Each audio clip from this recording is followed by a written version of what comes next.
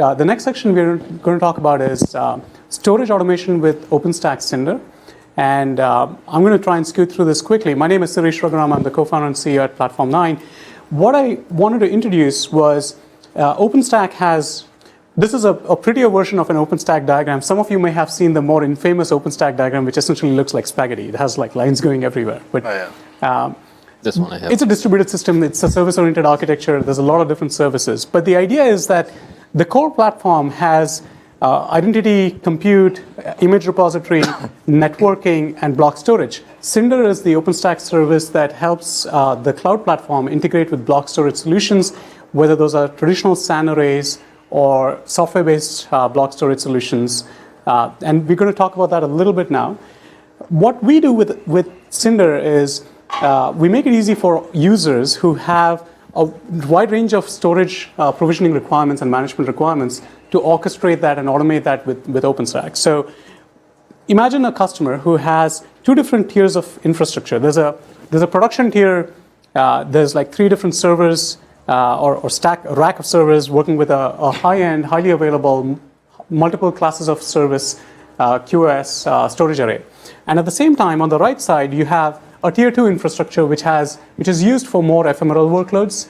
Now, this may actually be very IO-intensive workloads, but you may want to use it with, for example, a software-based storage solution for which it's ideal, right? So there's any number of storage use cases that you can identify.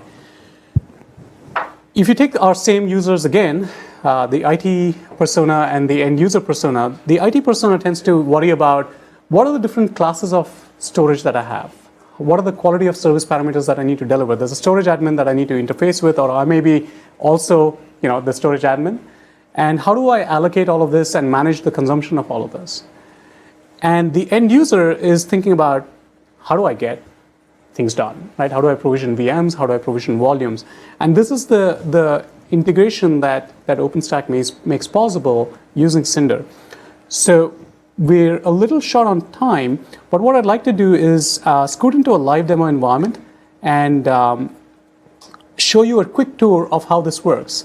So this is a demo environment. It is using nested VMs underneath, so if you see it be a little slow, please bear with us, because it is all using VMs that are running in VMs that are running on servers in a closet, right? So what I have here is 3 different servers. There's a hypervisor host. In the earlier demo today, we saw a vSphere-based demo. These are servers running Linux using KVM. The concepts remain exactly the same. It's portable. So these are 3 servers. This server is called an LVM host. So if I go back, we'd be able to go and see that it's actually configured with a block storage role. So I have defined a block storage tier here because I've checked this box saying make this host a block storage node. And I have said that this is going to use a type of storage called, instead of SolidFire, I'm actually using LVM. So what that means is that there's storage here. I have set up certain volume groups using LVM that are going to be exposed as Cinder-compatible block storage onto which persistent volumes can be provisioned. Okay. Do you have to create those ahead of time on the Linux host? The volume group has to be created. Right. Yeah. When you're using LVM. Okay. Right? But if you were to use SolidFire, the experience would be that you'd point it to the IP address and the management API that you'd have into your SolidFire or your Pure Storage or your NetApp. Yeah. Right? That in a nutshell is the experience. But once you've done that, and we have a different host over here that has, let me go back and look at the host configuration page. This server is actually mapped to a SolidFire device that we have in our office.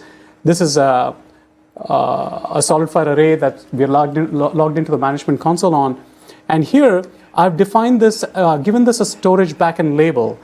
This label could represent a certain tier of service. So I could call this a database tier. I've called this a production SolidFire 2, but I could call this a database tier or so on and so forth. These labels can then be used to go ahead and create volumes and volume types. So I have a volume type over here that, and I'll create a volume type for LVM to show you.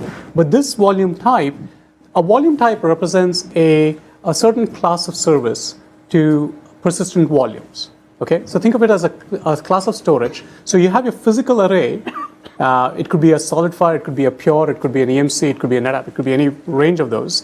And I have mapped this particular backend that you saw where this was mapped. This was mapped in the host configuration where it was integrated with the solid file backend. I have defined certain QoS parameters. Now these tend to be variable. Different vendors tend to have different supported guidelines and instructions on exactly what QoS parameters are there. Here I've defined a production DB type class of storage that is going to map to this particular storage backend with this metadata, these IOPS restrictions. So I can go ahead and create a new volume type, and I'm going to call this a test dev storage. And I'm going to say the backend over here is my LVM array that I have. Essentially, it's a bunch of disks that are using a RAID controller on one of the servers that we have. And there's no QoS parameters supported over there. It's just vanilla storage, right? No. So Go ahead. No, sorry, go ahead. You're first. When you plugged in the IP address for the SolidFire, I may have missed this. Does it configure the QoS settings for me on the back end to the SolidFire, or do I need to predefine that and then kind of like storage policies or anything like that from vCenter? So these are two independent steps. So binding it with your SolidFire endpoint is independent from defining your QoS policies. Once you bind any one of your hypervisors to integrate via Cinder with this SolidFire endpoint, you can manage the QoS policies by defining a new volume type. And from within Platform 9? That's right. Okay. Right? And if I were to create a new volume, let's actually create a new volume. A volume represents a persistent blob of storage, right? So let's assume that I'm creating a volume that I'm going to create from an empty set, and I'm going to call this my analytics DB analytics volume. And I'm going to say the persistent storage for the analytics server. And I'm going to say the class of storage I'm going to give this is the production DB type, right? And I'm going to give it a size. I'm going to give it a 1 GB size. So I'm going to go ahead and create next. These tags are for annotation only, so I'm going to skip past that. This process should take a couple of a minute. It's almost done. Now, if we were to go look at the SolidFire array, we should be able to go look at, let me refresh this.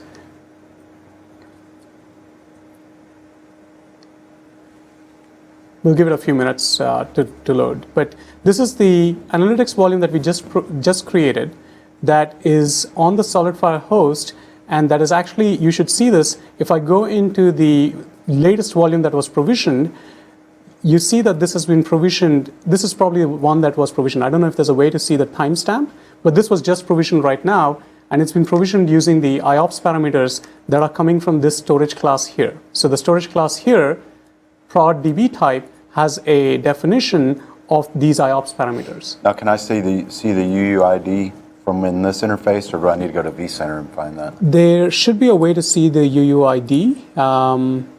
The storage, this is a SolidFire UUID, and I think that's a good point. I actually don't know. Because I would want, You'd want to know, you'd want to be able to correlate those two. Yeah. So I'll take that question back, but I think you can, there's a way to see the I'm UUID. sure there is. I was just curious. It'd be Well, that's a cool good if it was question. right from that interface right there. Yeah, would make sense. So how about that metadata? In this case, it's QoS settings, right? Yeah. Does it get presented up by the storage array, or is that something you have to input manually for each storage type?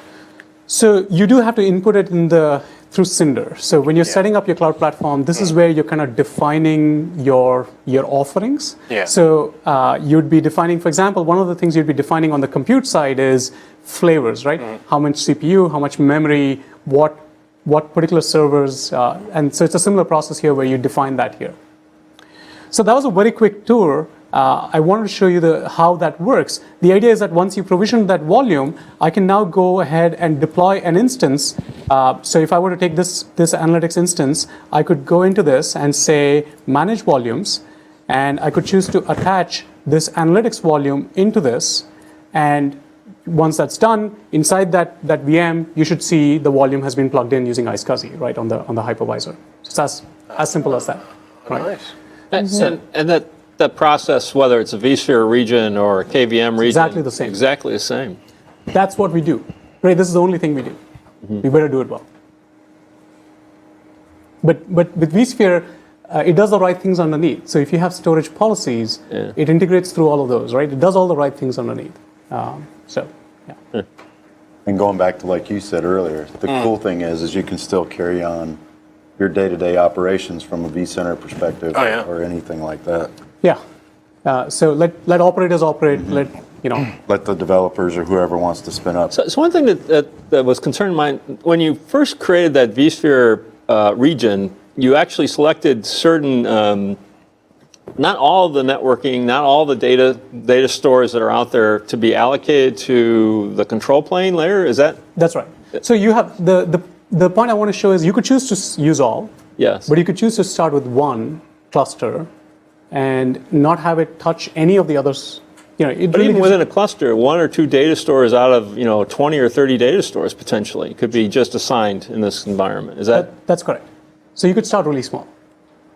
That's it.